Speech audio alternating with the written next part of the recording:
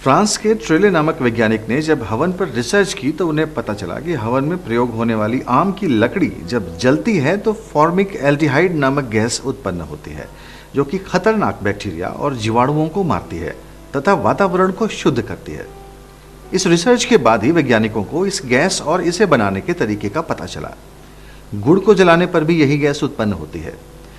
टॉटिक नामक वैज्ञानिक ने हवन पर की गई अपनी रिसर्च में ये पाया कि यदि आधे घंटे हवन में बैठा जाए अथवा हवन के धुएं से शरीर का संपर्क हो तो टाइफाइड जैसे खतरनाक रोग फैलाने वाले जीवाणु भी मर जाते हैं और शरीर शुद्ध हो जाता है। हवन की महत्ता देखते हुए राष्ट्रीय वनस्पति अनुसंधान संस्थान लखनऊ के वैज्ञानिकों ने भी इस पर एक रिसर्च की। क्या वाकई हवन से वातावरण शुद्ध होता है और जीवाणु नाश होता है अथवा नहीं? उन्होंने ग्रंथों में वर्णित हवन सामग्री जुटाई और जलाने पर पाया कि ये विषाणु नाश करती है।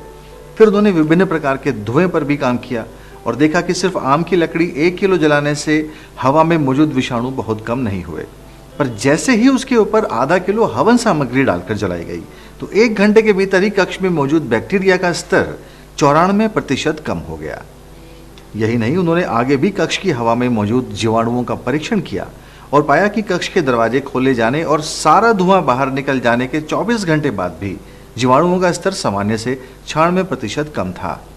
बार बार परीक्षण करने पर ज्ञात हुआ कि इस एक बार के धुएं का असर लगभग 1 माह तक रहा और उस कक्ष की वायु में विषाणु स्तर 30 दिन बाद भी सामान्य से बहुत कम था।